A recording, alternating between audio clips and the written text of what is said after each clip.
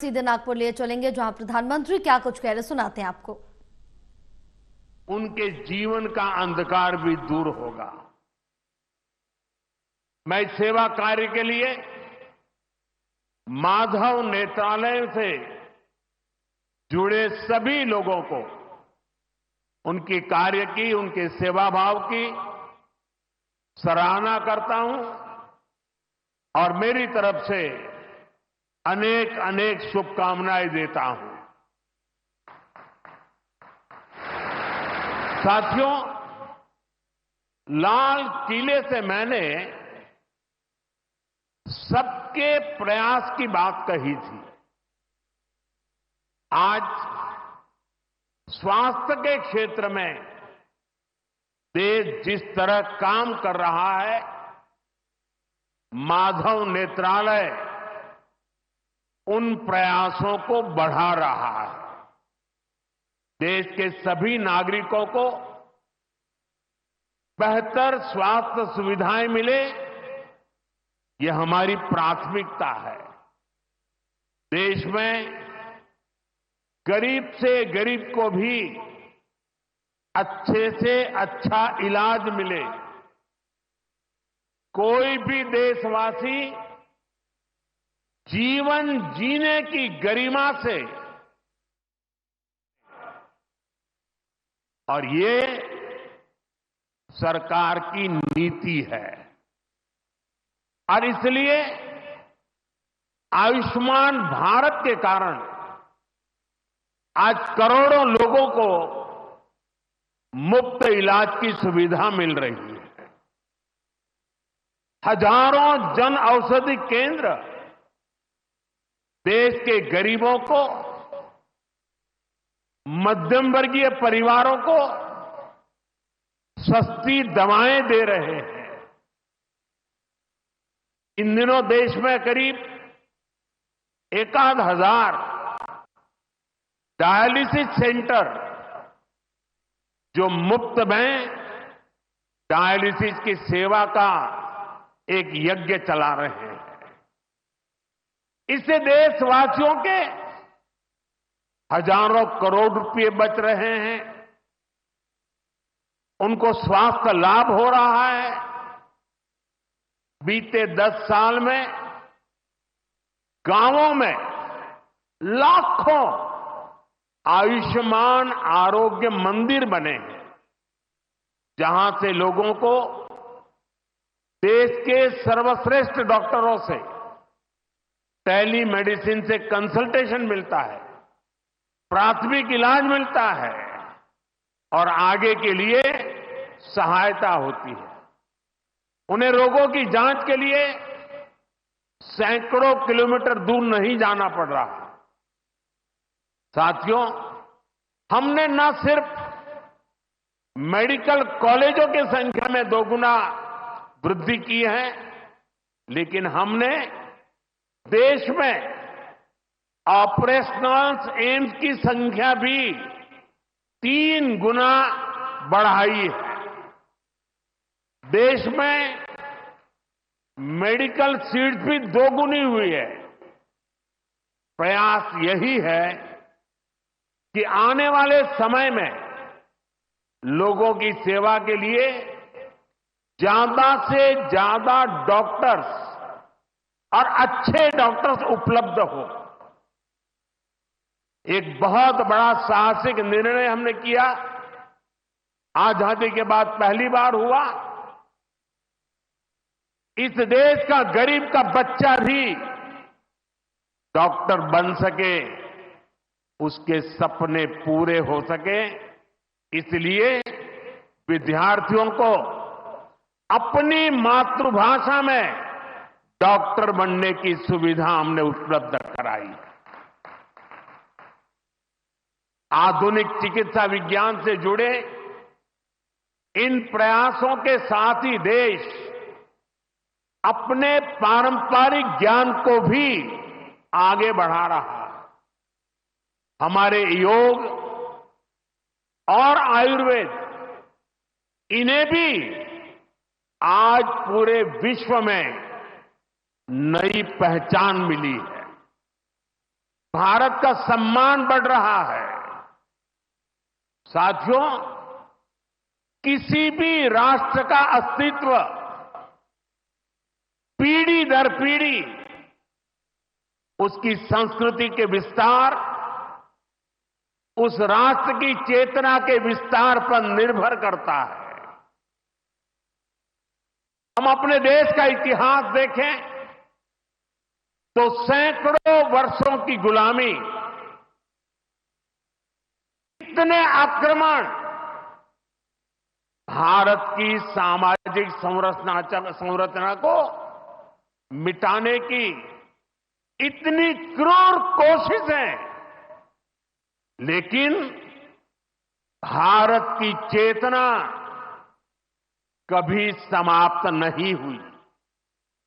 उसकी लौ जलती रही। ये कैसे हुआ? क्योंकि कठिन से कठिन दौर में भी भारत में इस चेतना को जागरूक रखने वाले नए नए सामाजिक आंदोलन होते रहे। भक्ति आंदोलन उसका ये उदाहरण जिससे हम सब भली भांति परिचित हैं। मध्यकाल के उस कठिन कालखंड में हमारे संतों ने भक्ति के विचारों से हमारी राष्ट्रीय चेतना को नई ऊर्जा दी। गुरु नानक देव, कबीरदास, तुलसीदास, सूरदास, हमारे यहां महाराष्ट्र में संत तुकाराम, संत एकनाथ, संत नामदेव, संत ज्ञानेश्वर, ऐसे कितने ही संतों ने हमारी इस राष्ट्रीय चेतना में अपने मौलिक विचारों से प्राण फूंके। इन आंदोलनों ने भेदभाव के फंदों को तोड़कर समाज को एकता के सूत्र में जोड़ा। इसी तरह स्वामी विवेकानंद जैसे महान संत भी हुए। उन्होंने निराशा में डूब रहे समाज को झकझोरा, उसे उसके स्वरूप की याद दिलाई, उसमें आत्मविश्वास का संचार किया और हमारी राष्ट्रीय चेतना को बुझने नहीं दिया। गुलामी के आखिरी दशकों में डॉक्टर साहब और गुरुजी जैसे महान व्यक्तित्वों ने इसे नई ऊर्जा देने का काम किया। आज हम देखते हैं राष्ट्रीय चेतना के संरक्षण और संवर्धन के लिए